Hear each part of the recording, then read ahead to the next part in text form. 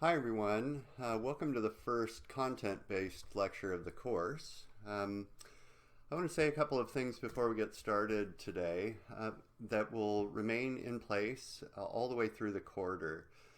When you get ready to view these video lectures, the first thing that you should do, of course, is complete the reading assignments. I sometimes will be referring to the reading assignments, and I, need to know that you have a basic knowledge of what I'm talking about. So always get to the readings first. The second thing that you're going to want to do is print out the lecture guide.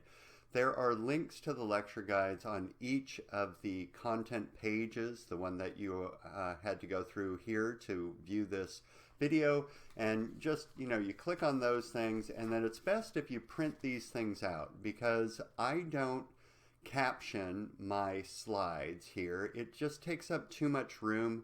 The images are already very small when you're viewing them on a laptop to start with, so if I start decreasing the size so that I can put in titles on things, it takes up more space. These lecture guides have all of the key names of the artist, as well as the titles of the work of art, the dates of the work of art, key terminology that I'll be using in the lectures, kind of all the main things that you would need to know about for the lecture. So going back to artist titles and dates, many of the works of art at the beginning of the quarter won't have artist names or titles, or if they have a title, it's a kind of made-up title, because we don't know who the artists were. As we go forward in time and we get to some of the Greek artists and later Roman artists, we'll know some of the artists, and then, sometimes we won't. In any case, the first name that you see will be the artist name, then you'll have a comma, and anything that is italicized is the art historical title of the work of art, and then you have the dates in parentheses. Now sometimes in front of the date you'll see the letter C or CA. That means circa. That's a term that historians use to say it's around that time period. We don't know exactly when it was created, but it's somewhere around that time period. All of the major works of art then are listed on your lecture guides sequentially, one after another, and you can just follow along on that while you're taking notes, which leads me to the next point. Many of you will have taken art history or frankly any kind of class online before, and you know that they're the same as if you were in a face-to-face meeting. You have to take good notes, because I will be quizzing you on the content of these lectures in particular, and you don't want to have to go back and view the lecture right before you take the quiz. You want to just be able to look at your notes and pull that information out of there.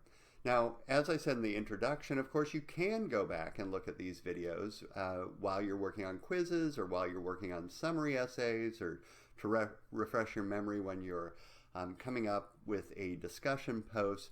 But it's just so much easier if you've already taken the notes. And the good thing about online classes is that while I might be talking fairly quickly in the video, you can always pause. You can always rewind and go listen to something again.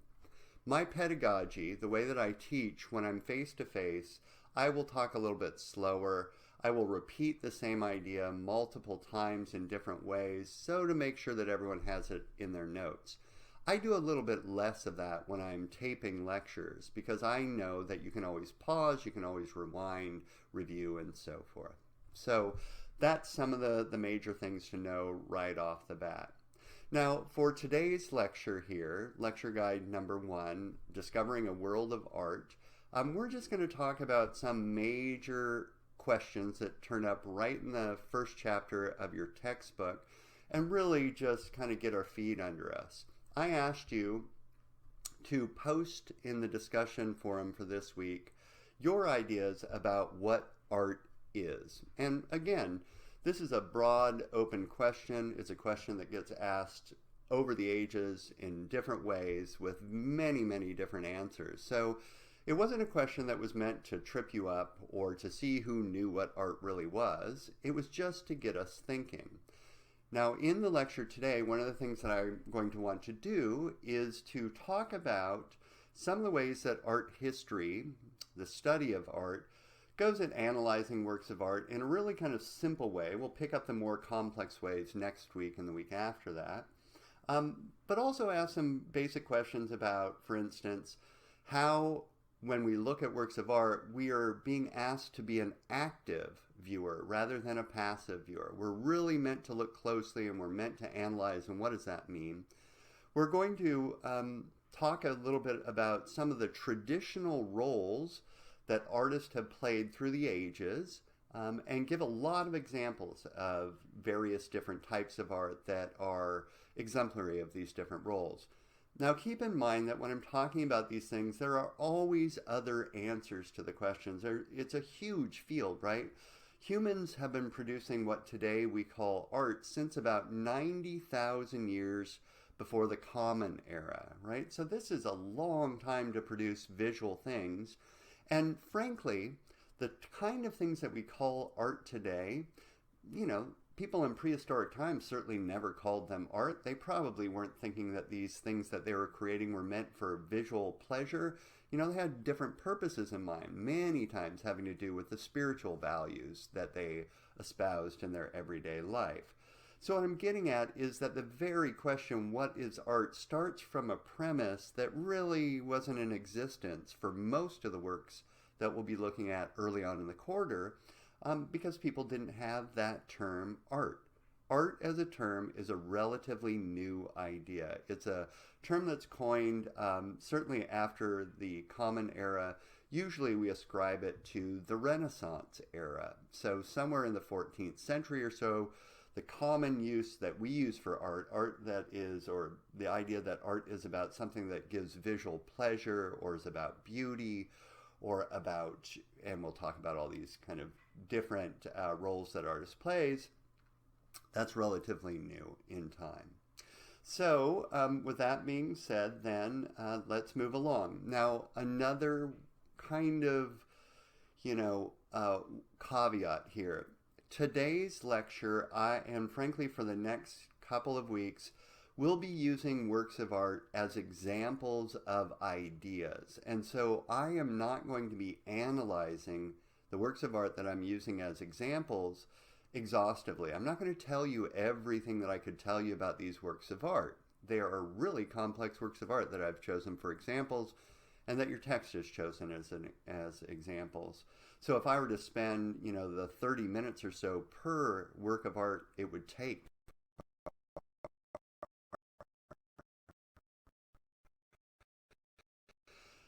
after these first 3 weeks or so, though, I'm going to spend a great deal of time on less examples of works of art. And when we get to that time period, I will, again, alert you that at that point, I want you to take really careful notes about all the specific details of these works of art that I'm talking about. Get that rich picture of what these works of art were, how they function, the ideas, how they were thought of within their own historical context. Whereas in the first few weeks here, you'll be looking at works of art very quickly, and I'll be talking about like one big idea. Then what do you want me to do when it comes to taking notes about these works of art? I want you to think about the big idea, right? So I will model this for you with the first couple of examples, and then, just keep that in mind as we keep going forward. So, one of the first questions I asked you, and that you will hopefully have answered by this point, is what is art, right? So an iconic work of art. This is Leonardo da Vinci's Mona Lisa, painted somewhere around 1503. Picture,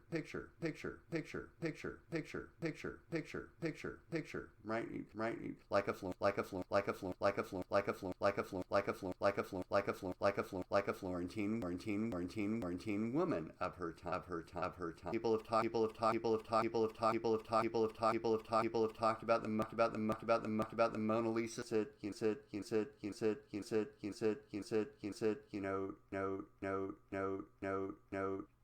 Curve her mouth but not extend to her eyes. Who is this person, and all those things. But none of those questions really gets at the bigger question, which is, why do people think of this as an iconic work of art? Now, I'm not going to go into the answer to this in any great detail, but I will give you a hint. And it's something that will turn up when we get to the Renaissance and I talk about this more.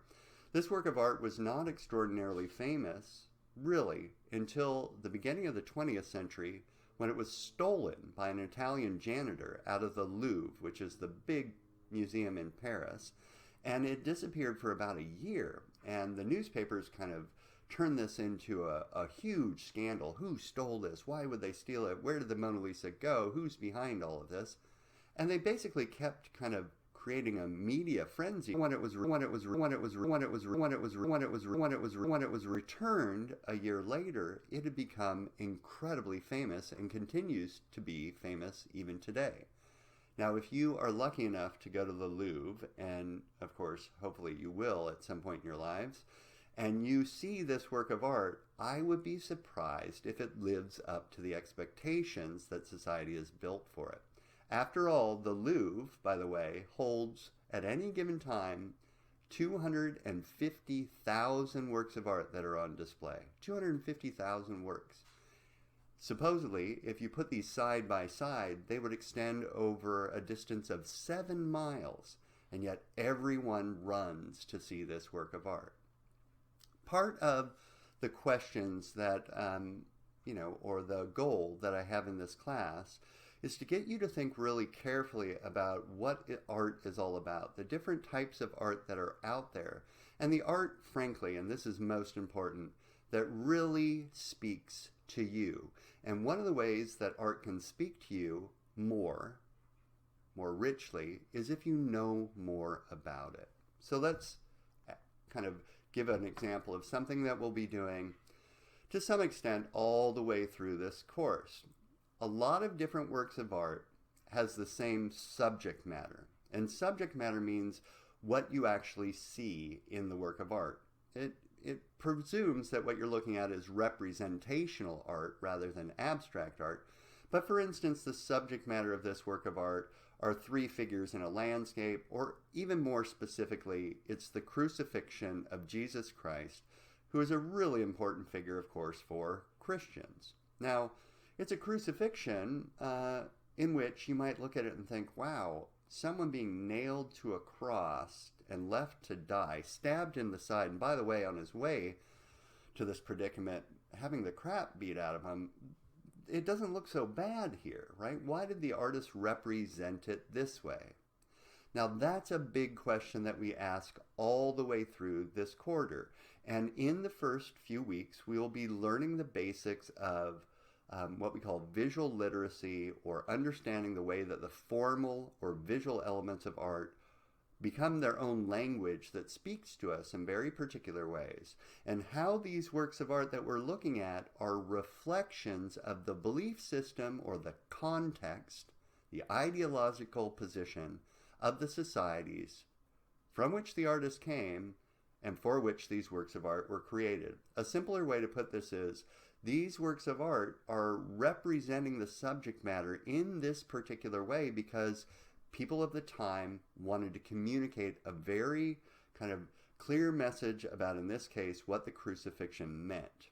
So the crucifixion, just so you know, is a time where Jesus Christ supposedly allows himself, not quite allows, but he's God on earth, so he does in some way allow himself to die in this very horrible way, sacrifice himself for the sins of mankind, to allow everyone the possibility of getting into heaven. Now, I'll go over the details of this further when we get to this period in the course of the quarter. But why did the artist then represent it this way, where Jesus doesn't look so bad, where he's got this pretty, idealized body that doesn't show much anguish or pain, where his mother, who is off to the left-hand side, the Virgin Mary, isn't crying out in anguish, and his best friend, basically, John the Evangelist, over on the right, is doing this like, oh, it's too bad that he's dying. I mean, why is there a lack of an emotion? And the answer is that during this time period in the Renaissance, what was most important was to idealize, make perfect Christ. He was, after all, the perfect man on earth. God made human. So you wouldn't represent him like you would an ordinary human being, or at least that's what people of this time period believed, right? You make him look better. Another thing that was important during the Italian Renaissance was the idea of keeping your emotions at bay. Don't let your emotions take over, and so you don't really see any emotions here. In the end, what this artist is trying to do is glorify Christ.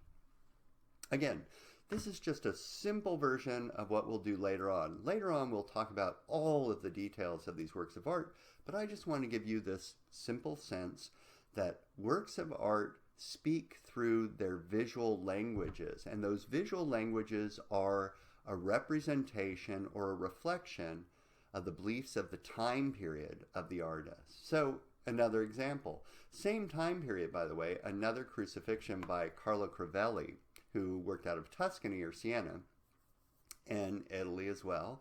But when he represents the crucifixion, it looks this way.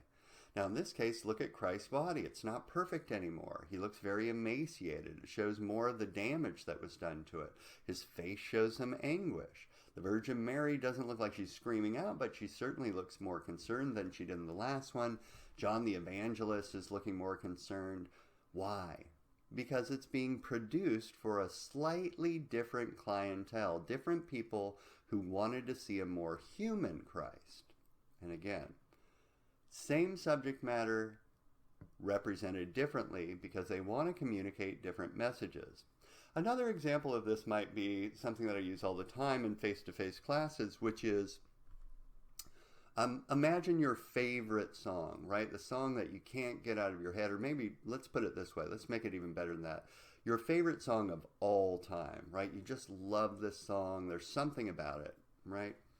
And then it gets remade by someone who you really don't like. So in my case, it would be like, and I don't mean to offend anyone, but Justin Bieber remakes my favorite song by, let's say, whoever it might be, Led Zeppelin. And it's not going to be the same song at all. He's going to sing the same words. It's going to have the same basic notes in it, but it's not going to be the same song. It's going to be something different. That's what I'm talking about here. It's the same subject matter, the same song, so to speak, but it's being told differently. And part of our task in the first few weeks of this course is to understand how artists use the formal elements, things like line and shape and color and space and composition and texture and where the viewer is supposed to stand, what's called the viewing dynamic, in order to communicate differently. Just another one, right? I'm just going to show a few of these. This is Matthias Grunewald's Eisenheim altarpiece. Now Christ looks really bad, doesn't he? Everything on his body is broken and busted, and, shoulders shouldn't do that. The hands emphasize the agony. There's blood everywhere. Virgin Mary is fainting and white off to the left. John the Evangelist tries to hold her up while Mary Magdalene kneels at his feet. Now, I'm going over this really quickly. I won't go over it this quickly when we want to really analyze these works of art, but remember, I'm just using these as examples of the way that an artist tells the story differently by doing different things to the expressions of the characters. In this case, emphasizing the human agony of Christ, using bold, bright colors with a dark background so as to emphasize just that body of Christ. He's trying to make this this figure look more human. The pain that he is enduring is a pain that you can identify with. This is a Christ that is relatable. This, in turn, is very closely connected to the context or the time period. This was a work of art that was created in basically what is contemporary Germany today by an artist who was very much in line with Martin Luther's ideas that would eventually become Protestant Christian ideas. And a big idea of Martin Luther and Protestantism was that one should have a more direct, empathetic relationship with Christ, which is being emphasized by this artist. Now, I haven't gone into all the details, like the composition, the fact that Christ is now down lower, closer to these figures, or the use of line, all of these very short, choppy lines along the contour of the body that exacerbate our emotional response. The use of red that excites us and so forth, all of those things contribute to our emotional connection to this work of art. We'll pick up those analyses as we look at these arts over the course of the quarter within their context, right? Not the same message, same subject matter, different message.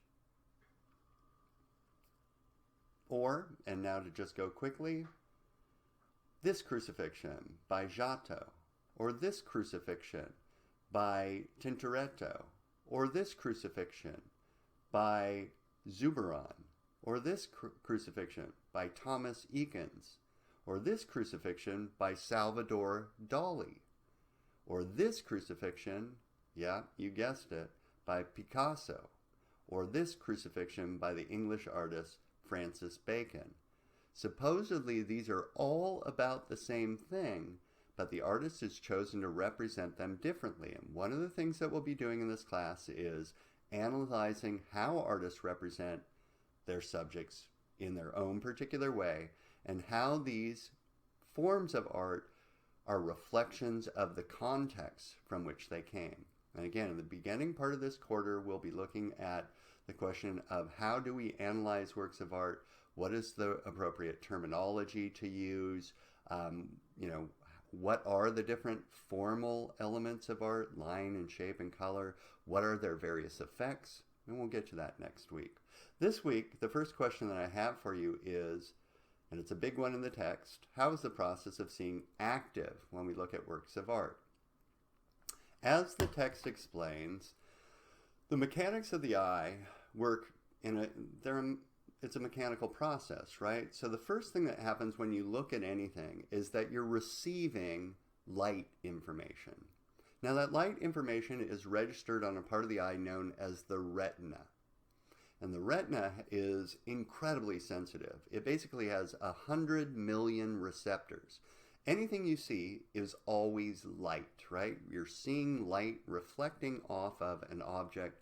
It is captured by the retina of the eye, right? So at that stage, everything's passive. You're constantly being bombarded by information, right? 100 million pieces. Then the process of extraction begins to take place. And at first, it's quite mechanical again. The retina has 100 million receptors, but the optic nerve, the nerve that brings all the information down to the visual cortex in the brain, only has channels for 5 million, still a lot, pieces of information. So right off the bat, a certain selective process is occurring. And that selective process, we believe, is based upon the next thing, which is once that information gets to the brain again, because humans are incredibly efficient creatures, says, I don't want all of that information. I don't need that much information. And in a process that's probably like a feedback loop, over time, the human brain decides what 5 million pieces of information will come down the visual cortex based upon past experiences and takes only the best of that. But once it gets to the brain again, the final thing happens, which is what your text calls inference, or frankly, we could call it meaning making.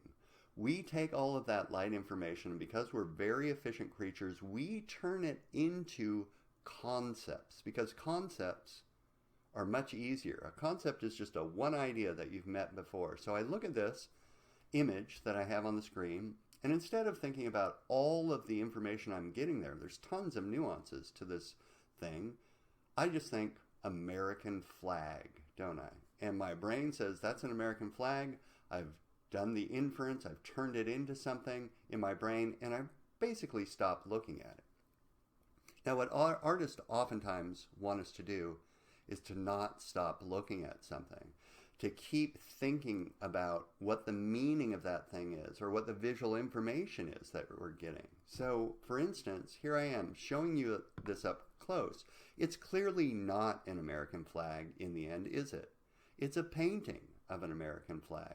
And that painting is done in a technique called encaustic, where the colors are suspended in wax, and the wax is applied to the surface, in this case, of a board on which there was already newspaper. And because wax is semi-translucent, you can actually see through it and see little pieces of, what's going on at the time in the image itself. So it's not a flag, it's something that he wants you to look at. But he also picks the flag for a very interesting reason.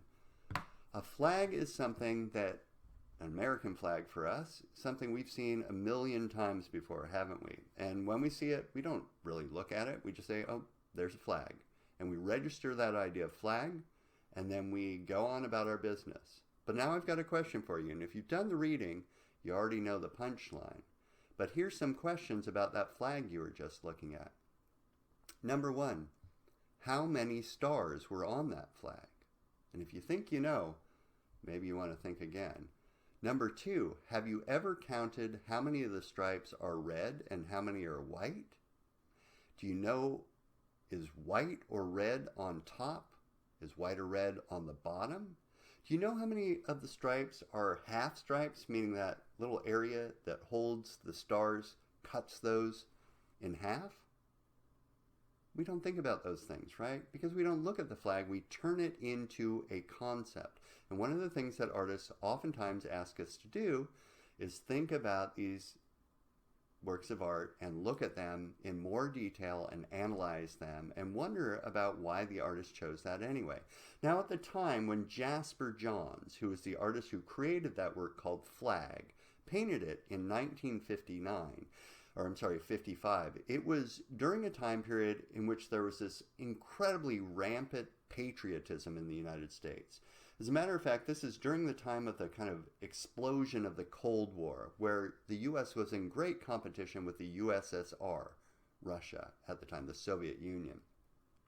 And so there was this man, Joseph McCarthy, who started basically a kind of inquisition, all these trials, putting people on the spot on whether they had communist sympathies. And it was like a modern day witch hunt. It was outrageous. One of the things that Jasper Johns is talking about is that type of rampant patriotism. Now, it's a longer story than I'm telling you here, because Jasper Johns was also talking about the way that art was being used in order to further American values. We started exporting our paintings to Europe and putting on big shows to make ourselves look incredibly cultural and ahead of the Soviet Union. And he's making comments on those things.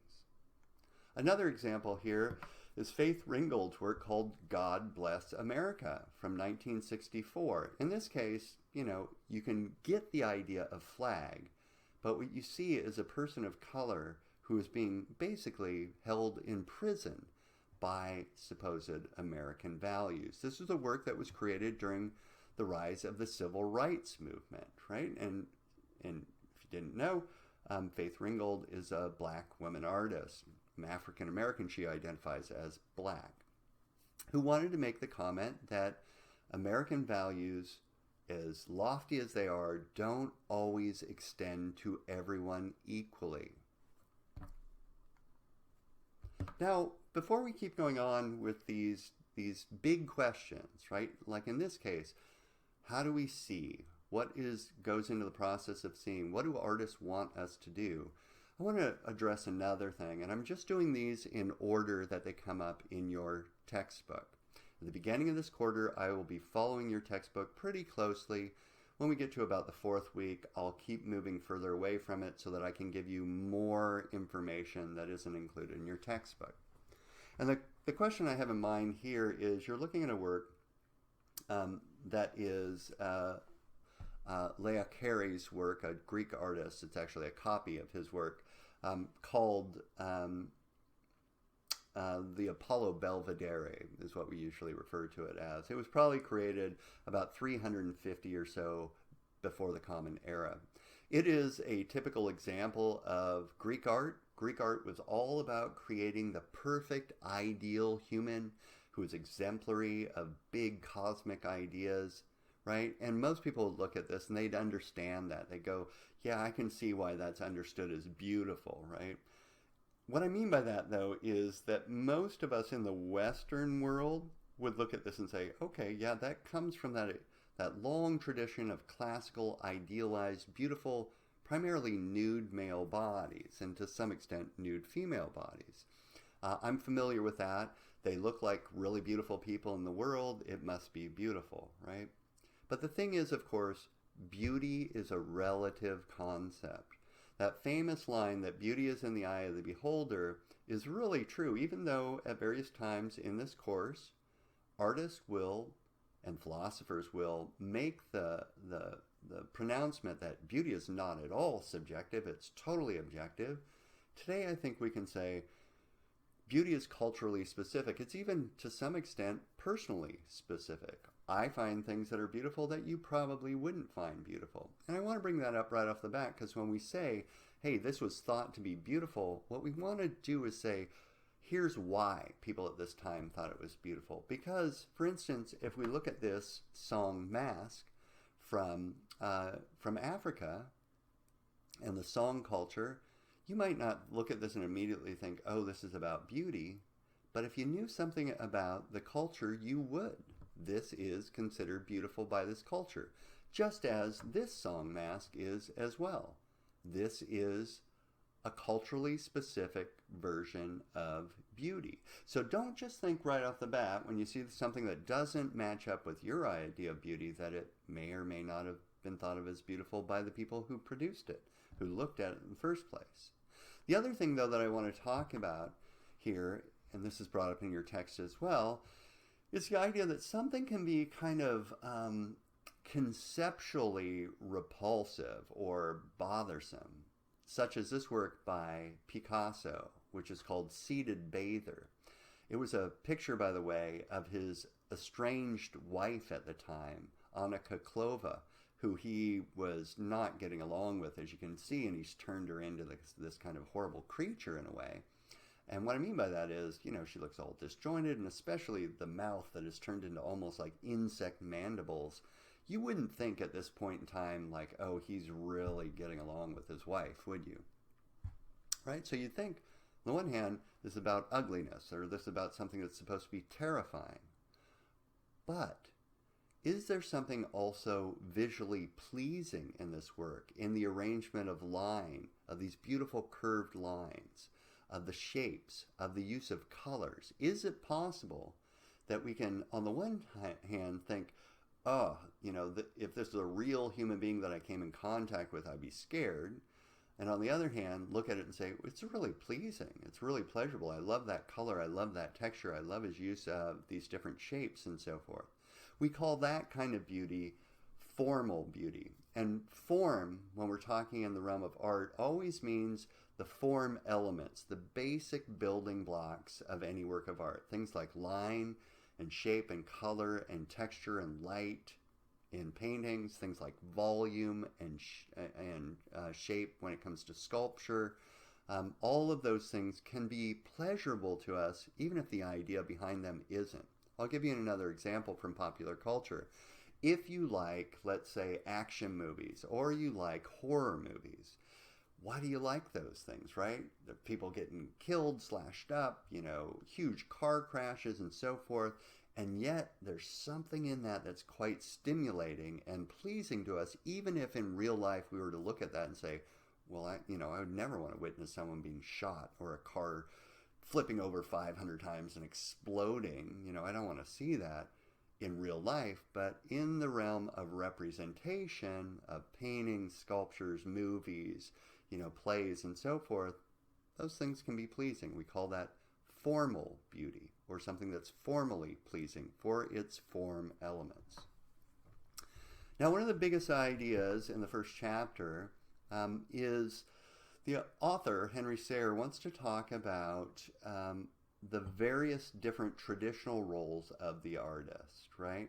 And this isn't quite the same as answering the question of what is art, but it's a kind of better way to go at the question, right? What have artists done, or these people that we've called artists over the years, what have they done, and what are some of the traditional things that they've done over the course of the creation of art? So there are 4 of these, and the first one is often artists make a visual record or a representation, meaning a representation, right? It's not what happened, it's a representation in various media of the people, places, and events of their time and place.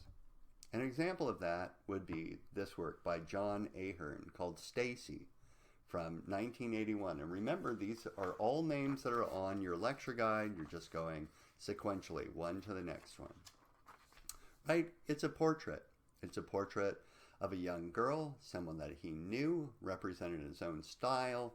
Portraits are the easiest kind of example of this first traditional role, making a record of one's time and place. But the thing to keep in mind, just as when we were looking at the crucifixions, is that they're not really just making a documentary, perfect, objective representation of their time and place. They're representing their ideas of their time and place very particularly. In other words, they're subjective interpretations of a time and place. Those of you who have thought carefully about the very idea of a document, right, a documentary. I love documentaries, but I know, as many of you do, that no documentary is purely objective, right? Artists make decisions. Certain things are emphasized, other things de-emphasized. So for instance, here, this may look like the original Stacy, but why has he turned her face to the side here? Why has he used these colors? Those are all subjective decisions that an artist make. Or this work, another portrait by John Singleton Copley. Copley was an American artist. This work's called Mrs. Thomas Boylston. Now, Copley was extraordinarily gifted when it came to representing likenesses. This woman looks incredibly realistic. And this is, again, before photography. This guy was a master at creating this illusion. And on the one hand, you would think, okay, yeah, this is a document of what she looked like. But it's a document of so much more, or rather it's a representation of so much more. For instance, in this work, Copley has not shied away from showing this woman at this age. She's older, right? She's old so that if you were to get in close on this, you would see little kind of old woman whiskers and wrinkles on her face. And if you're thinking, well, why wouldn't he show that? Well, in the history of art, women had often been represented in portraits as idealized. And the first thing that artists often did was make women look at least 10 years younger than they actually were to idealize them. So the fact that he's representing her of her particular age is a very American thing at the time. We didn't go in for all those idealizations. We wanted people to look authentically what they looked like. The other way that this is a record of its time and place, though, is the setting. This isn't a real building that she's sitting in. No one had a house that was this big. Follow my cursor here on the screen. That giant column, no American house had that in there. So he's made a fictive space, and he's filled it with a woman who's sitting in the realm of wealth. That chair is a Chippendale chair. All the things she's wearing are imported fabrics, right? Very, very rich. She wants to show her social standing. And that was a big thing in Boston at the time where this painter painted, for people to show how much wealth they had, because wealth was power. And by the way, wealth also was an indication that God was favoring you. People at the time believed that if you worked really hard, God rewarded you with material wealth. And so she's showing all these things in the choices that the artist made to represent her. Another way to put this is, remember this. When we say that artists record or represent their particular people, time, and place of their lifetime, remember they're doing it with a lot of decision making. They're telling us something about that time period that goes way beyond what it just looked like. Another example, a portrait, right? Can't mistake this one. This is Napoleon on the imperial throne by a French painter by the name of Jean-Auguste Dominique Ingres. His job was to make Napoleon look great. Now, this is probably not what Napoleon looked like. He probably never dressed up in this so as to have his portrait painted. This is all about him showing you how powerful he is, right? Or this. Now, I'm going to love to go into this when we get to this later on, but this is a devil portrait, in this case, of the Arnolfinis. It's usually referred to as the Arnolfini wedding portrait, but more recently people have begun calling this the devil portrait because we're not entirely sure this is a wedding. Now, what you're seeing is, again, a portrait of a couple probably getting married, but we're not entirely sure. But the other part of this is it's filled with symbols that have to do with the various gender roles. So again, I'll go over this in more detail later in the quarter. Just going over this quickly as an example of this first traditional role of an artist, to record or represent one's time, place, and people in it. This is probably what they look like, right? But on her side, you see a broom, and above that, you see a little statuette. This is a statuette of Saint Mary Margaret. These are all both associated with women's roles. The broom, she's in charge of cleaning the house. She's also in charge with making children, right? That's her job. The bed is on her side. The domestic interior is where she'll stay. Whereas on his side, the open window for Giovanni. A fruit that is a symbol of his virility or his ability to impregnate her, basically. The fact that they're not wearing shoes, this is what we call a symbol or an icon. It's part of what we'll talk about next week, iconography. That is meant to say, first of all, they're on holy ground, and second of all, they're about ready to jump in the sack there. On his side, prayer beads, because he's out and about and he's going to need to pray, but he might not have time to go to church. Down below, a little dog. It's not just a little dog, though. It's an Affenpinscher, which is a very expensive breed that shows how wealthy they are. And also, dogs are symbols of fidelity, which is why dogs are oftentimes called Fido. Now, even more importantly, though, this tiny little part of the picture, it's only about this big in the real painting, is and by the way, this is by Jan van Eyck, is a mirror. And in the mirror, you see the entire scene we've just been looking at from the back forwards. And between the two figures, right about here, there are two other people, probably Jan van Eyck and some magistrate, witnessing the whole thing. So it's a reflection of what they see. It's a record of their time and place. And literally up here, Jan van Eyck signed this, Johannes van Eyck voor hier, which means Johann van Eyck was here. Another one used by your text. Michelena Thomas's work, Portrait of Nonja, which is a famous work of art. It got famous because it is a redo of another famous work of art, where, as you will read, and I won't go over this in great detail because it's all in the text, this black woman artist is representing a black woman in kind of 1970s, early 80s black chic. She's making a comment on the empowered black woman here, but she's also commenting on an earlier famous work of art by Edouard Manet known as Olympia. In Olympia, the work on the bottom of your screen now, Manet, as you'll learn in the very last lecture in this class, represented a woman nude as empowered for the first time. She's actually a prostitute, but we'll talk about this when we get there. But the black woman in this work is still a servant. So when Michelena Thomas does it, she takes out the black woman's servant and puts the black woman in the important role, and basically redoes this entire work, which, by the way, was already the Manet work, as you'll learn later in the quarter, a redo of a famous Titian work. Number 2. So what is the second traditional role of artists? Artists help us to see the world in new and innovative ways. This is one of the reasons that I got so interested in art.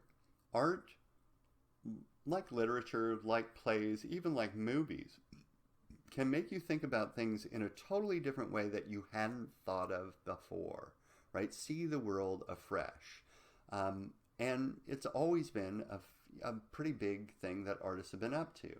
So what you're looking at here is Kai Gao Cheng's work called Project to Extend the Great Wall of China by 10,000 meters. It's actually called the Project for Extraterrestrials as its subtitle, in which he laid 10,000 meters of fireworks and various bursts of gunpowder to extend the Great Wall of China in a very particular area that had to do with trade routes and so forth. You can read about this in your textbook. And then he lit the whole thing off and created this extraordinary work of art that made you think about the Great Wall of China in a new way. as you know, Great Wall of China was created to create a barrier to keep people out, and we have a lot of these things going on over the last 20 years. You know, Trump's wall, for instance, trying to keep people out. How is that different than, of course, the explosion of trade in this part of the world that allowed the extension of gunpowder to the West and various other things? Or this work, right? This is a work by Marcel Duchamp. You'll hear a lot about him, in these first couple of lectures. Unfortunately, we don't get to his time period in this in this class. Although, if you took an art history class on modern art, we'd talk about him quite a bit.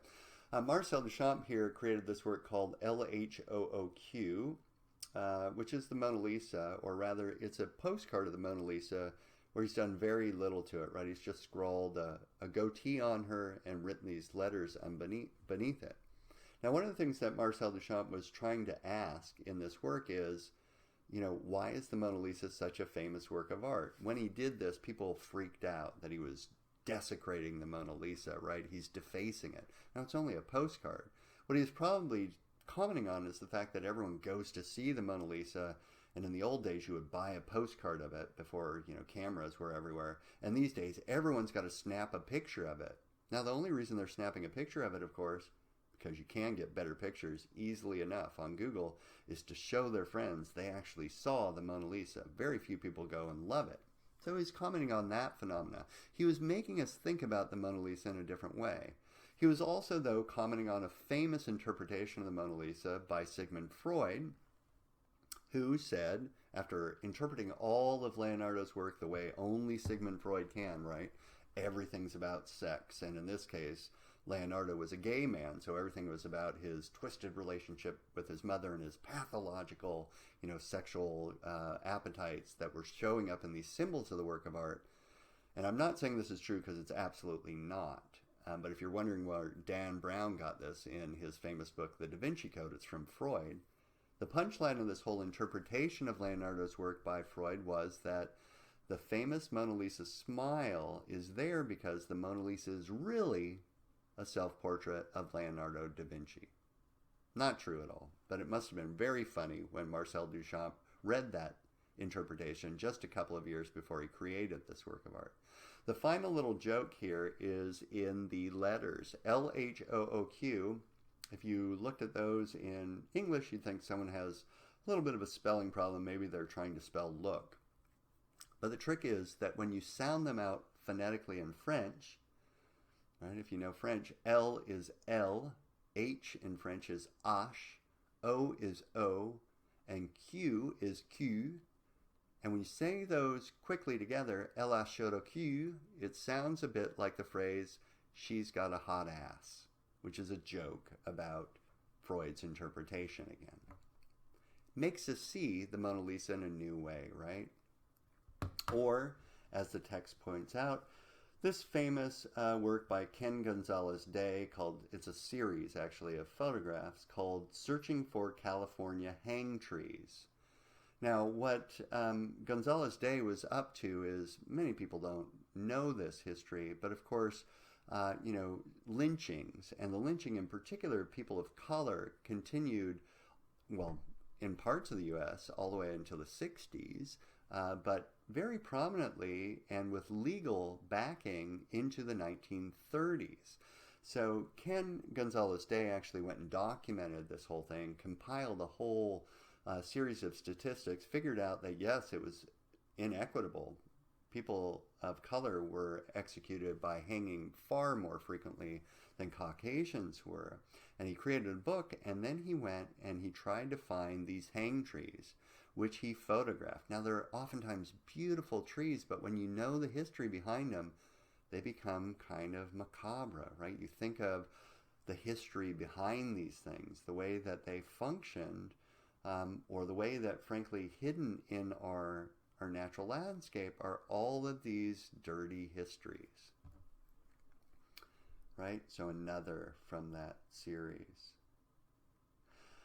Another set of artists who make us see the world in new and innovative ways are the collaborative team, Christo and Jean-Claude. Jean-Claude has since passed away, but Christo is still working, and famously, they created this work called The Gates in New York's Central Park.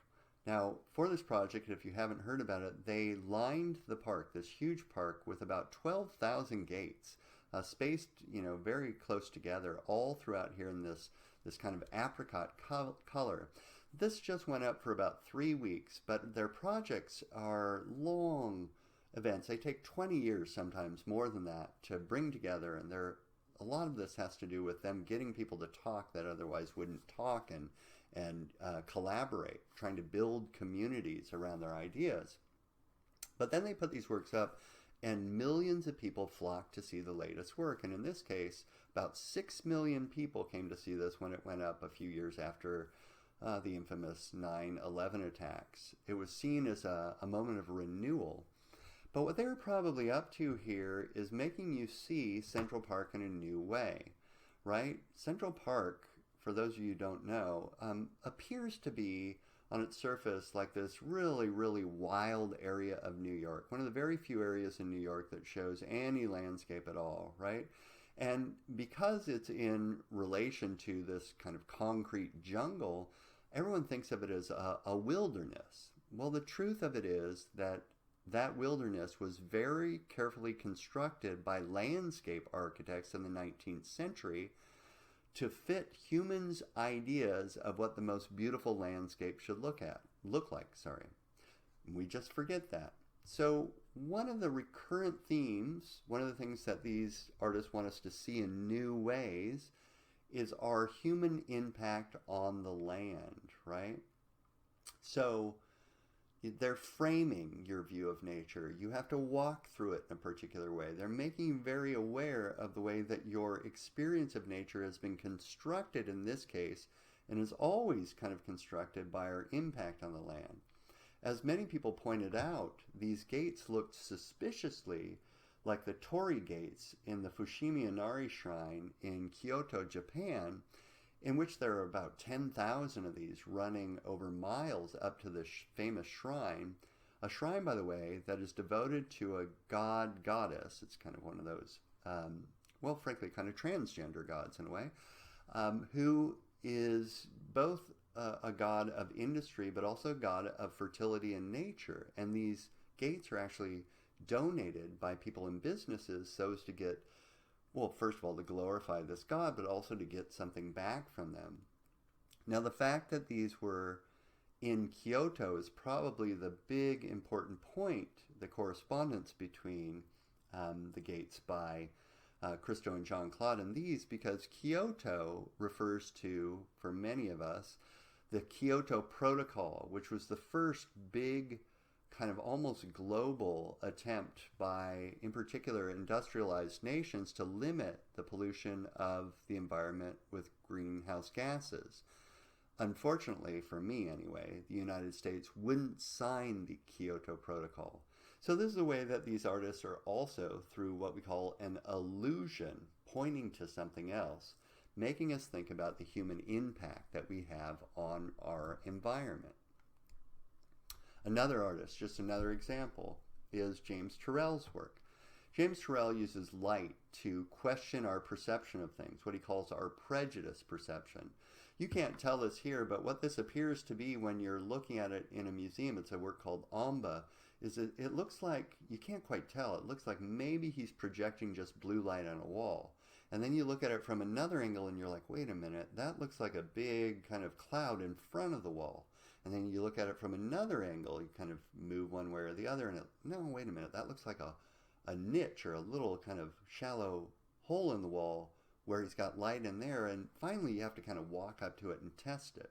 In other words, what Turrell is trying to make us think about is the way that our understanding of the universe or our perception is always prejudiced. What we mean by prejudice here is that we prejudge the world. As we said at the very beginning when I was talking about active and passive seeing, when you see something, you oftentimes interpret it according to what you already know. That's a prejudice, right? Prejudging, prejudice. And in this case, he's saying you don't always know what something is. Sometimes you have to go test that again and again until you come to a new understanding of it. He doesn't just do spaces on walls. Oftentimes he creates rooms that you walk in with. They oftentimes have monofrequencies of light. This is a work called Spread, where when you walked into it, you could barely see your body. You got really disoriented, had to kind of wander around testing your perception. He also famously does what are called sky spaces. These are little enclosures, rooms that have a cutout in the ceiling of different shapes that frame the sky in various ways and create various light effects in the boxes or the spaces that you will sit in. So that's the same room. Or go to the Henry Gallery on the University of Washington campus and see Light Rain, which is the closest sky viewing space to you. Some days, like here, it makes it look like the sky is, way above you. Other days it looks like the sky is right down on you. At the twilight, a weird phenomenon occurs where you get a celestial vault. It almost looks like the sky is bending above you. It's pretty cool, making us see the world in new and innovative ways. What's the third traditional role that an artist uses to, has used traditionally? Let me pause here for a minute and get a drink of water. I will do this periodically throughout the course of the quarter. You'll just see me kind of click on things. Everything will go down for a minute, and then I'll come back and we'll start up.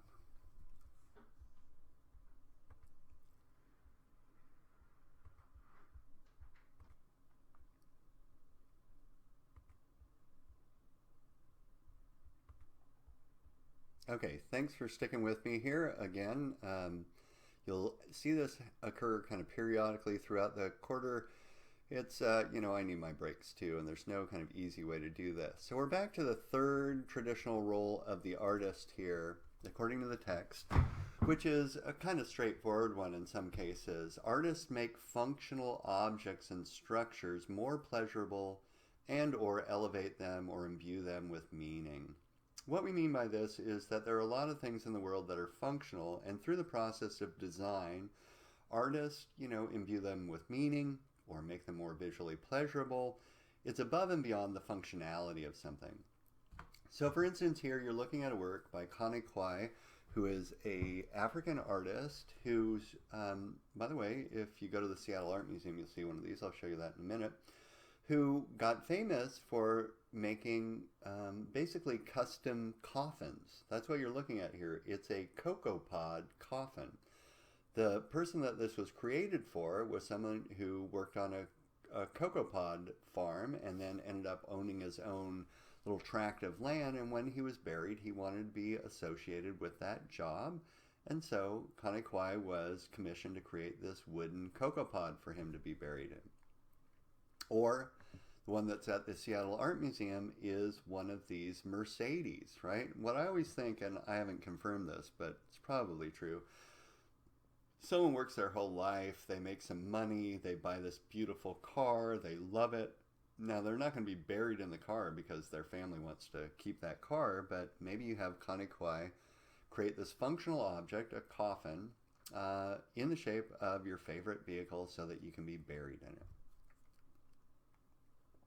Or, the easiest one are buildings. Many, many, many, many buildings are, represent this third traditional role of the artist. Most buildings are, of course, functional, but all of the aesthetic, the choices that are made when it comes to materials, the shapes of the buildings, how they're set up, a lot of those are above and beyond just their functionality. So one of the examples given by your textbook is this work by Renzo Piano, which is the Jean Marie Jabau Cultural Center in Noumea, New Caledonia, which is a series of small islands.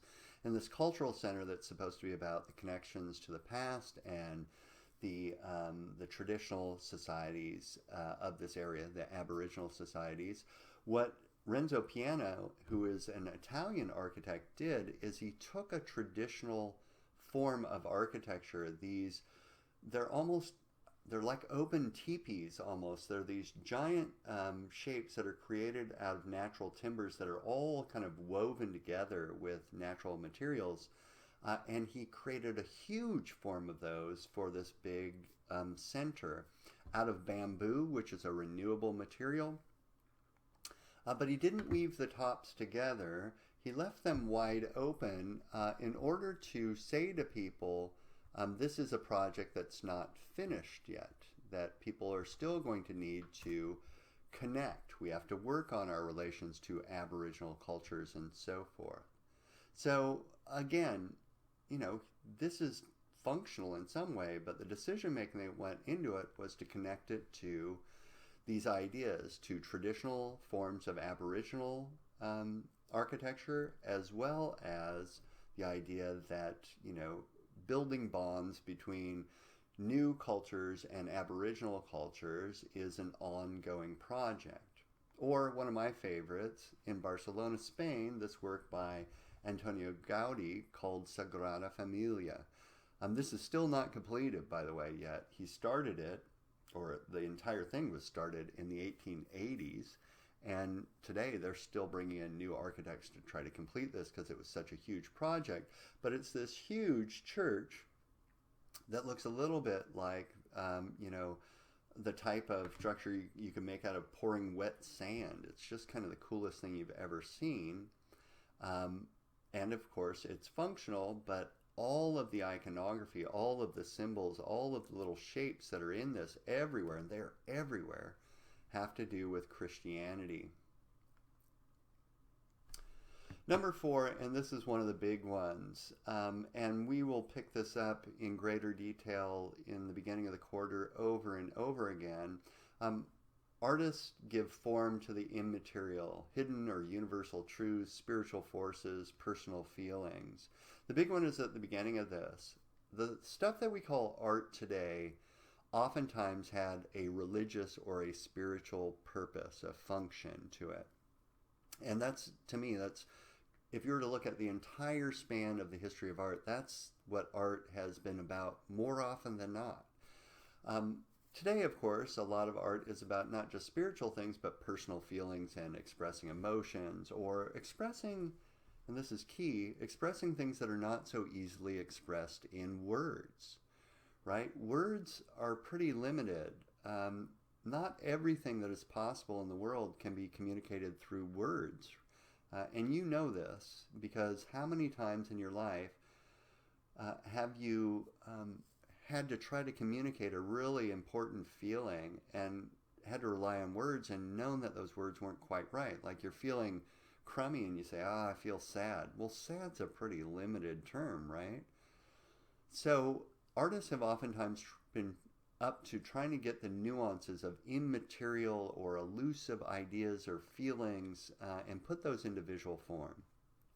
One example of that in your textbook is this Nkisi and Conde, or they're known in plural as Mkisi, Mkonde. It's not important for our purposes today.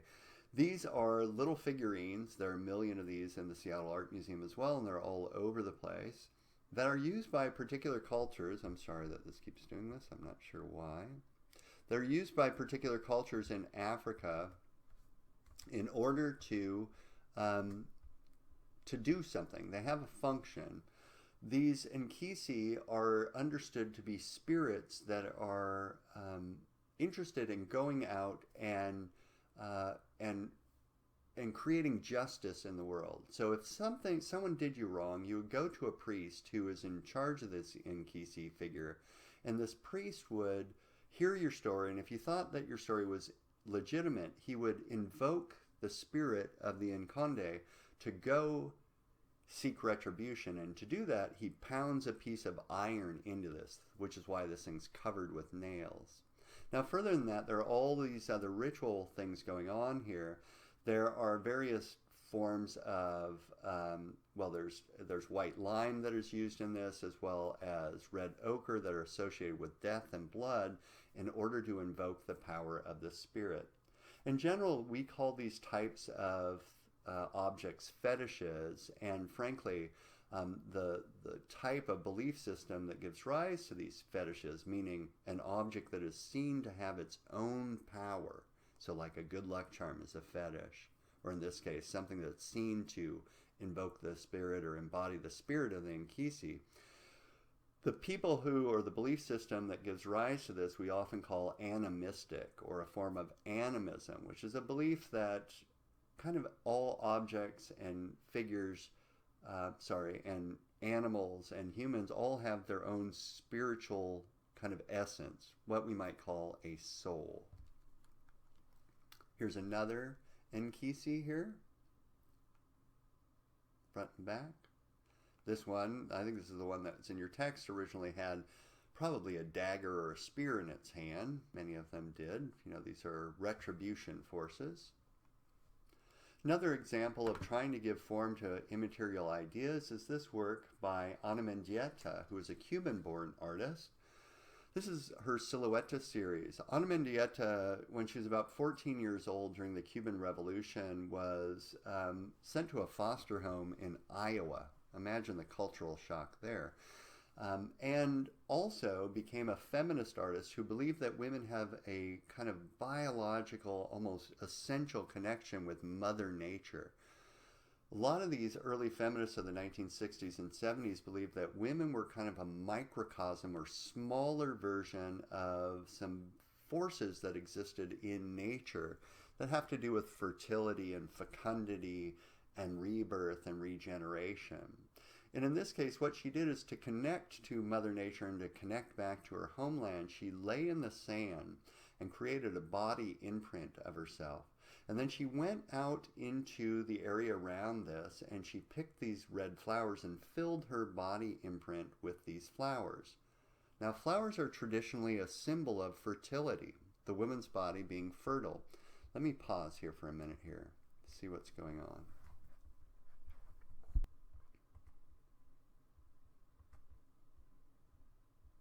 Again, she lay down in the sand, she created this body imprint of herself, and at that point she's thinking of communing with Mother Nature and thinking of women's bodies as connected to nature in a way that a man's body isn't. Thinking of a woman's body as a microcosm or smaller version of the processes that unfold in nature that have to do with, things being born, things living, things dying, things being regenerated to new forms of energy, just as a woman's body does. And in the 70s, late 60s, early 70s, a lot of women were thinking this way, that women's bodies, of course, are procreative, they can give life, they go through their menstrual cycles in which they shed and, are regenerated for the ability to create more life.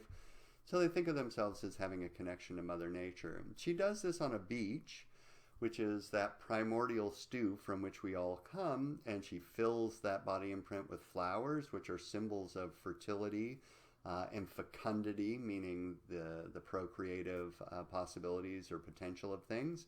And then she allows the tides, and of course tides are based on the lunar cycle, the moon controls them, and women's menstrual cycles are based on the exact same cycle, to come in and wash this away. The process of giving life or giving form, having that form being reabsorbed by the energy of the universe, right? She's trying to give form to immaterial or very elusive ideas. Here's another example of her work, the Tree of Life series, where again, to draw a connection between women and nature, she unclothed herself, completely covered her body in mud or the earth of this area and branches and twigs and leaves, and then had herself photographed in front of this glorious tree.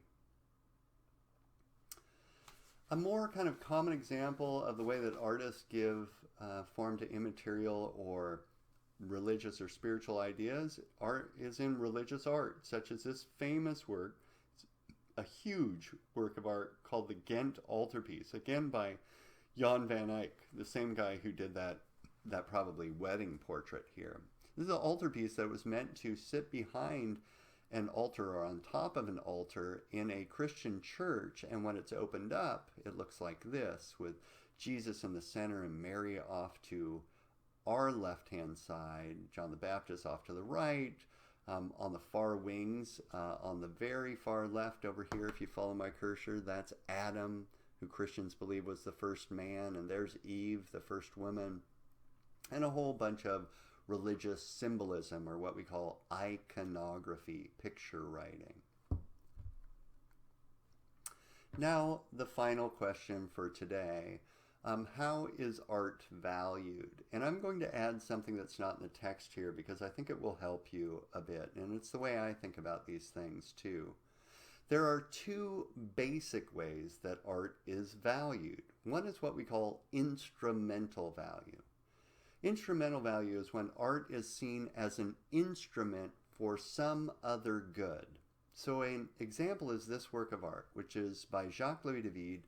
It's called The Oath of the Horatii, or The Oath of the Sons of Horus. Now, this work is about an ancient Roman story in which at a particular moment in time, the Romans are locked in endless battles with their neighbors, the Albans. You'll hear all about this later on in the quarter, and I'll go into much more depth about this work. Neither side can win, and so both sides agree that they'll take their three greatest warriors and send them into battle against one another, and winner take all, right? And here you have that moment in which the three sons of Horus are pledging their allegiance to Rome and to their father Horus himself to go off and do good, right? It's about sacrifice, and this work was intended to be an object lesson of the need for people to sacrifice for, in this case, France. The work was actually created during the reign of Louis XVI, the guy who's going to be killed in the French Revolution, because this message, by the way, doesn't really work for the people. He was trying to have people believe through paintings that everyone should just sacrifice to the betterment of France, by which he really meant himself and royalty and aristocracy, and he created works of art to push that message. In other words, this work was meant to teach. Its instrumental value is its ability to convince other people to sacrifice for the state, right? It's being used for something. It's a tool for something. So most art over the course of ages has had instrumental value. It's being used to teach. It's being used to, for instance, in Kissy Conde, to get retribution. It's being used to communicate an immaterial or important spiritual message. It's being used to create beauty so that people can sell it and make money off of these things. Any way that art is used for some other good makes it instrumental. The second and more difficult idea to explain is that art, at least in the modern era, has been thought of as having intrinsic value. And intrinsic value is the idea that art is good in and for itself. It's what we call art for art's sake, right?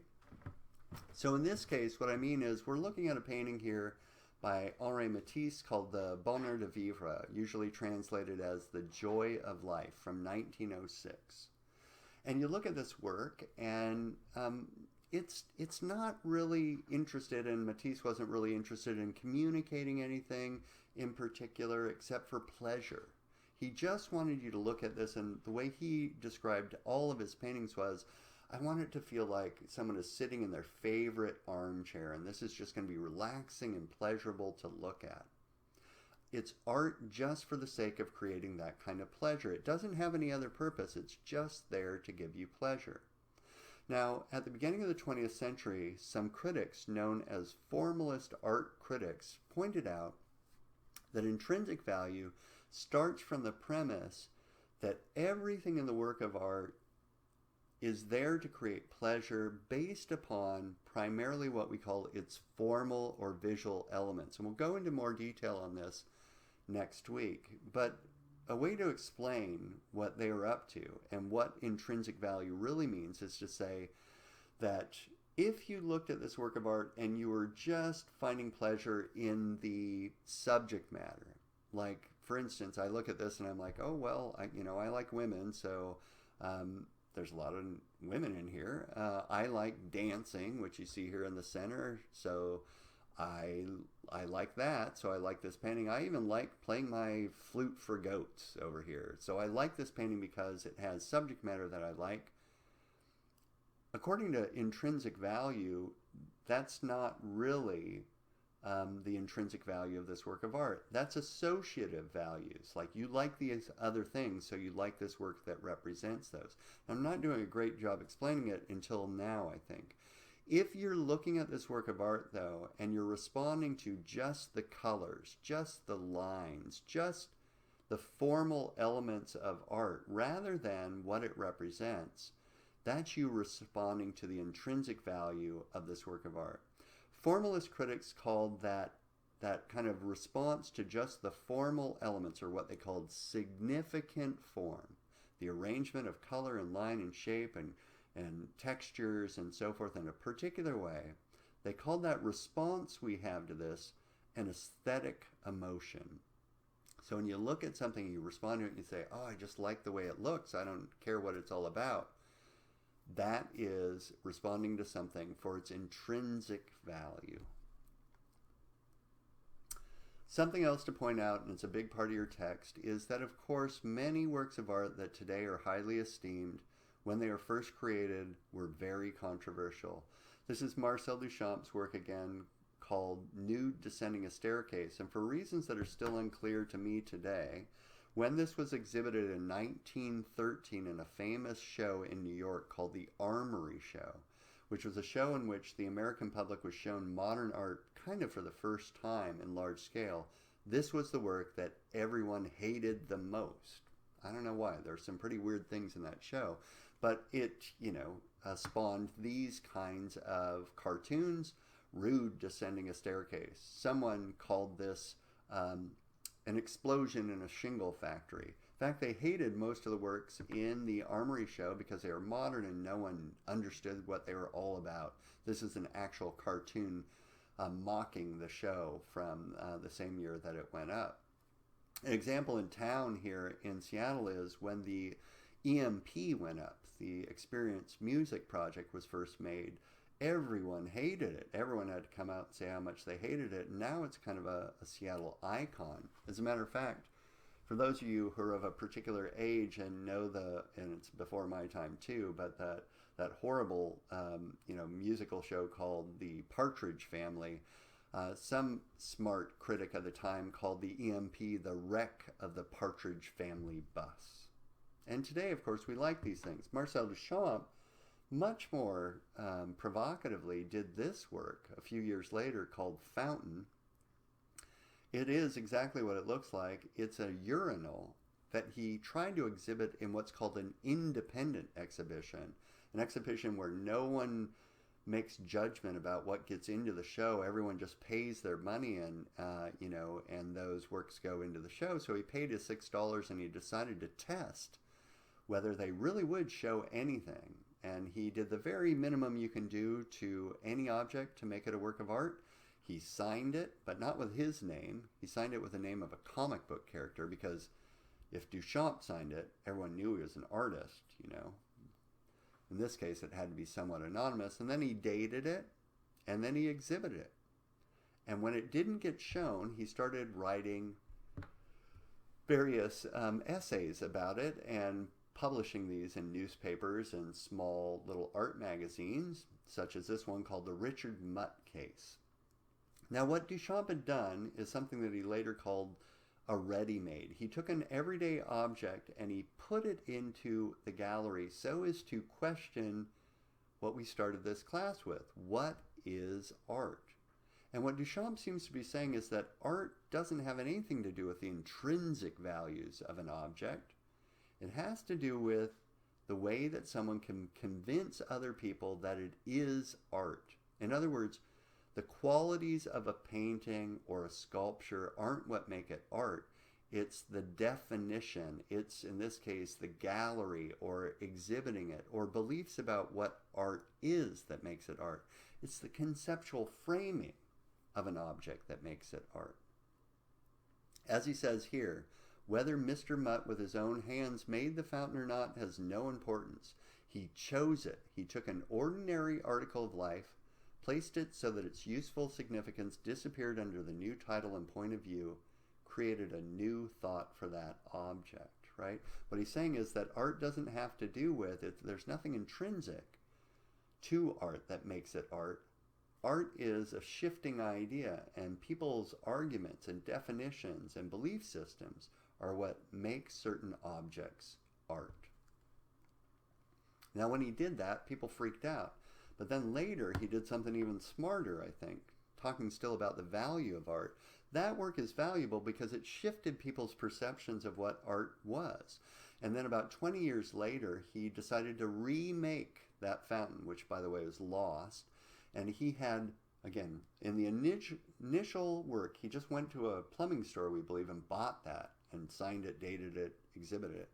But the next time around, 20 years later, he went to Italian craftsmen, specialists in porcelain, had them create their own artistic version of the fountain, urinals again, but made by Italian craftsmen artists, and then created a small series of these works, so a number of editions, and sold them as if these were works of art. So think of this. This is hilarious. He takes something that was never an original work of art, and then he remakes it as a work of art that copies something that was never an original in the first place, releases it as a limited edition, sells it for about $15,000, and then you see here, about 40 years after that, in 2002, when these things went up for auction in the secondary market here, the estimate for their sale is $1.5 to $2.5 million.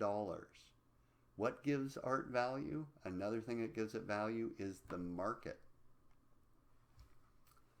Again, many works of art controversial during their time, such as this work by Andreas Serrano.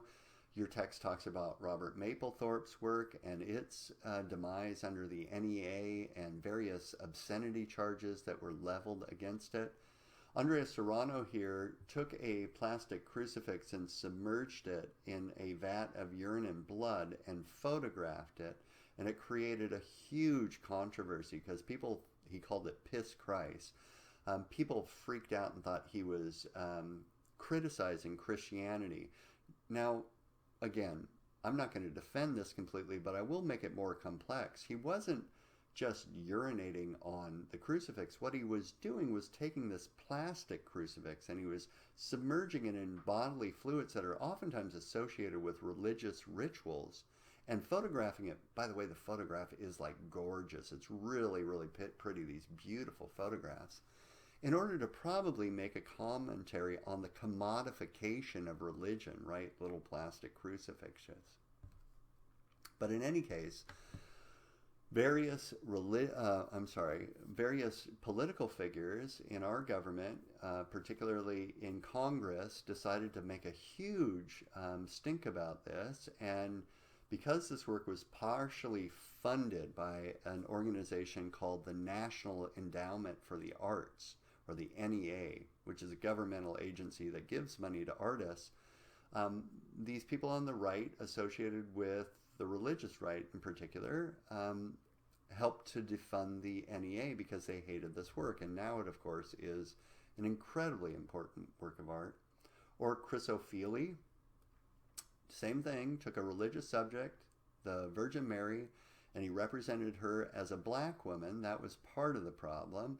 And then the second one was some of the things that you see here are either pictures of or actually made out of elephant dung. And people just thought, again, it's all about shit or something. No, it was about the way that elephant dung is about fertility. You can go to the Woodland Park Zoo and buy elephant, and well, you can't anymore, but you used to be able to buy elephant dung for your garden because it's so rich and fertile. And the Virgin Mary was all about kind of fertile ideas. Or, and we'll end with this one, Maya Lin's famous Vietnam War Memorial. When this work was first created, a lot of people thought it was very controversial. The war was controversial. Here's this work of art that doesn't look like traditional war memorials. It's not like the raising of the flag over Iwo Jima where you have this heroic act. It's just this black wall with all the names of the people who have died in the Vietnam War, etched on it by year, that people can come visit it. Over time, though, people started to warm up to it. Particularly veterans liked it because they could go to this work of art and they could find the names of their friends who had died. And the whole structure of this was set up in a really interesting way. If you see this, it's on the Mall in Washington, D.C. When you walk into it, the wall is very low and you kind of have to bend over to see the names, but as you keep walking along, the wall goes over your head. She was commenting on the way that we started into the Vietnam War without really knowing we had gotten into it. And then pretty soon we were in over our head and there's lots and lots of names on there. And the final thing is, when you see this, not only is every single soldier who died in battle memorialized here by their actual name, but as people walk by it, they activate it. Their reflections show up in the sculpture, almost like those people that were lost in the war. So my point in all of this is to say that, art is valued for a lot of different reasons. The two main kind of categories are instrumental value, in this case, for instance, making you remember and memorialize the dead, or intrinsic value, the value of art just for art's sake, for its formal properties, for its ability to create a kind of aesthetic emotion in us.